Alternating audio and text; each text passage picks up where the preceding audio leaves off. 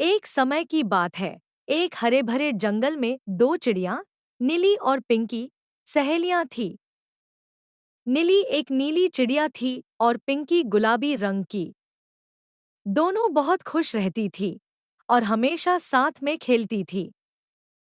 एक दिन नीली ने कहा, पिंकी, चलो आज हम नई जगह पर उड़ान भरते हैं। पिंकी ने खुशी से बोला, हाँ क्यों नहीं। दोनों ने उड़ान भरी। वे उड़ती उड़ती एक सुंदर बाग में पहुंच गईं, जहां तरह तरह के रंग बिरंगे फूल खिल रहे थे और एक शांत झील भी थी। वहां पहुंचकर दोनों ने खूब मस्ती की। वे फूलों पर बैठकर गाना गाने लगीं और झील में पानी के किनारे खेलने लगी। लेकिन अचानक पिंकी ने देखा कि एक बड़ा जाल झील के पास बिछा हुआ है। उसने नीली को चेताया, ध्यान से खेलो, झील में जाल लगा है। तब नीली बोली, मुझे कुछ नहीं होगा, तुम डरो मत पिंकी। नीली चिड़िया खेलते खेलते गहरे पानी में चल गई और डूबने लगी। पिंकी चिड़िया की नज़र नीली चिड़िया पर पड़ी। वह देखी कि नीली चिड़िया डूब रही है तो जोर जोर से चिल्लाने लगी, अरे मेरी कोई नीली चिड़िया को बचाओ, अरे मेरी कोई नीली चिड़िया को बचाओ। लेकिन बचाने के लिए कोई नहीं आया। पिंकी चिड़िया चाह कर भी उसे बचा नहीं पाती है।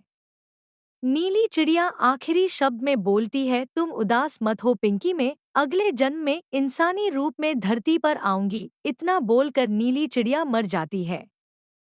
पिंकी चिड़िया रोते रोते अपने घोंसले में चली जाती है और नीली चिड़िया का इंतजार करने लगती है।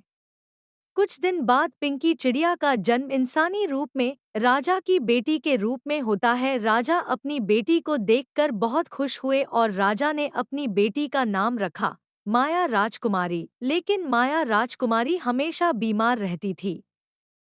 राजा ने अपनी माया राजकुमारी का स्वास्थ्य बनाने के लिए बहुत से उपाय किए लेकिन असफल रहे।